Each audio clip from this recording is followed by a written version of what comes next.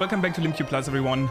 On this channel, I'm 100%ing Breath of the Wild by a bit every day until Tears of the Kingdom comes out, which is today in 38 days. I'm actually mostly healthy again, but unfortunately after my cold it has kind of like started to go over to my ears, which is something that I didn't even know can happen. But basically my right ear's kind of blocked a little bit. Let's just hope it's not again gonna go over into the next infection and I can actually return to normal life and play some video games and maybe even fast. That would be great. But I'm basically warping over here to Kakariko today to sell some stuff, buy fire arrows that I'm gonna need to farm some dragon parts, or specifically Farosh's scale. That is the need for some locations, and we're doing some cleanup. And I wanted to kind of talk to you because I'm kind of just like lying down in bed most of the time, just trying to, you know, recover. This sounds very dramatic.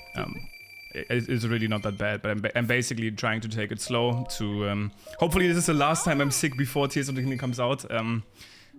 You know, we're just getting it out of the way, as frustrating as that might be. Once I'm over this cold thing, Tears of the Kingdom is out in like a month, so probably gonna be good to go until then. But yeah, so I want to talk about what I'm gonna be doing first when I actually get my hands on the game today. So when I play the game for the first time, what am I planning on doing? Where am I gonna go? I don't know if this is something you asked yourself already, because I only recently started asking this myself. Now that I have a better understanding on how the game is probably gonna start. We assume the game is gonna start and we're gonna go to this new sky plateau we talked about on this channel multiple times. Lots of people have made videos about it now. And we don't know yet if this is gonna be an optional challenge, or if it's going to be required again, like the Great Plateau in Breath of the Wild, where essentially if you were trying to leave, the game kind of stops you from leaving. You essentially have to complete that challenge before doing anything else. Thankfully I have some bananas here on me. I can briefly restock on health. I actually haven't collected food in quite a bit.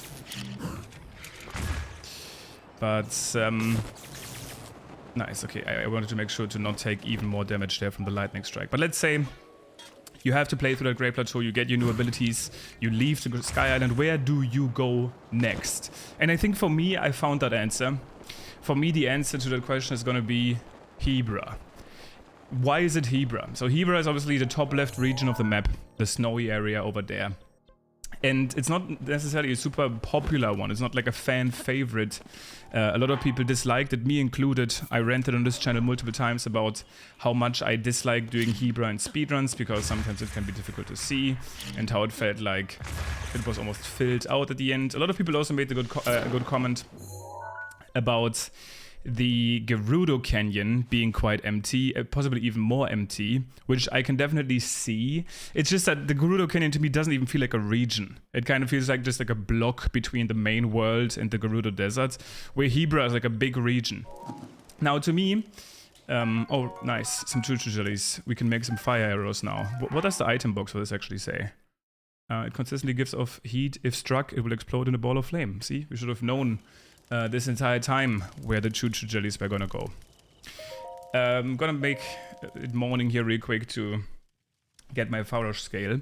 But I'm gonna go to Hebra first. And the reason for that being is because I wanna see, I think Hebra is gonna be one of the best ways to see how extensively Tears of the Kingdom has changed from Breath of the Wild. Because to me it felt so empty. Because to me it felt like there was not much to do in that region. If suddenly Hebra feels like there's a region where you can do a lot of things, that would already be a great indicator for me that the game is different. Obviously, on the cover art, we see this big storm over Hebra, which is a little bit mysterious. That's something that I kind of want to check out. Additionally, and not all of you probably know this, but people that watch my stream have probably heard me complain about this many times. But when I first played Breath of the Wild, Vah Medoh was my last divine beast. I started with Vah Ruta, then went to Vah Rudania at the volcano, then to Vah Naboris, Thunderblight, and then last but not least, I finally went to Vah Medoh. And if you play the game casually, which I'm assuming basically all of you have, you know how powerful Revali's Gale is in your first playthrough. Being able to just like climb seamlessly sometimes is just an extremely useful ability, and I basically unlocked that when I was mostly done with the game, and it was really frustrating. So it's unlikely that the most broken or most powerful ability is going to be in the Hebra/Samantha region again. But just for the principle and wanting to do things differently, I'm going to go to Hebra straight away. Now, it could be that Hebra is a late game area again in Tears of the Kingdom. And because it kind of feels like it is in this game, right? There's like so many major tests of strengths. There's double cold damage attacking you. There's like black Hinoxes and stuff. It's scary. But even if that's the case, I think I played this game enough. And this could be actually fun. Maybe I get some really powerful weapons early on. Hebra is what I have set in my inside now. I want to go there first. Also, I think it's a region we know like nothing about, and I think it's a region that a lot of people don't even think about. People think about the region that we've seen now around here, where all of the like little corn drawings or whatever are, right? The Nazca lines or whatever.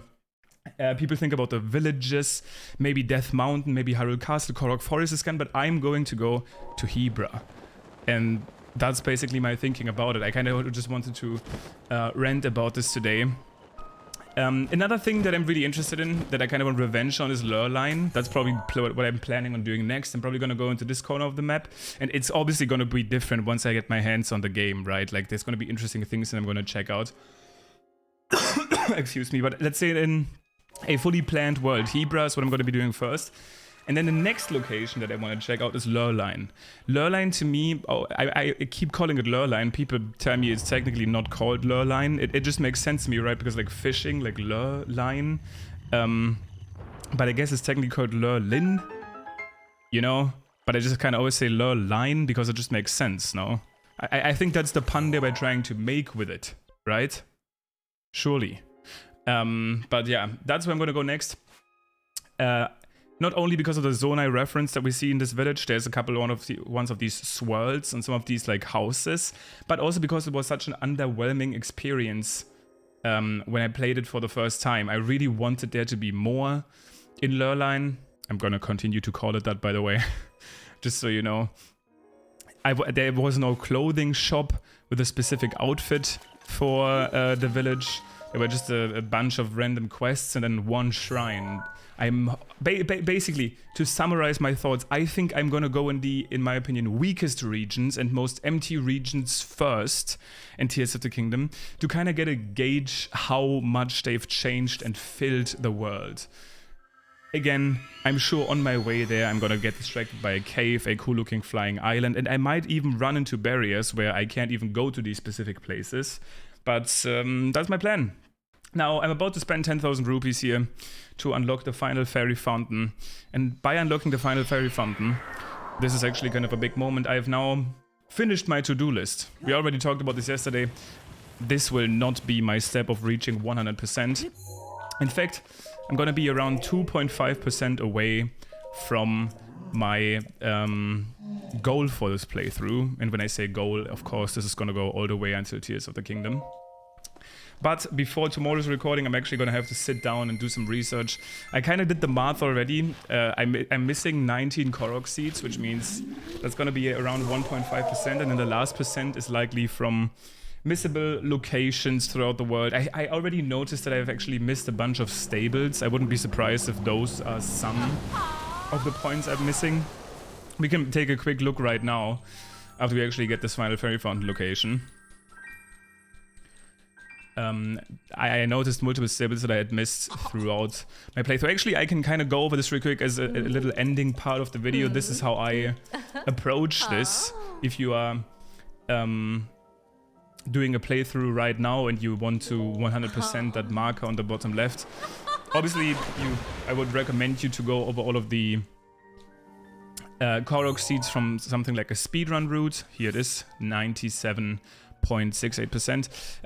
Checking out all of these Koroks from, for example, a speedrun route, that's going to help you not missing any of those, right? So you basically see the route goes here and here and here, and you follow, and you basically have to tediously check out what Korok seeds you're missing.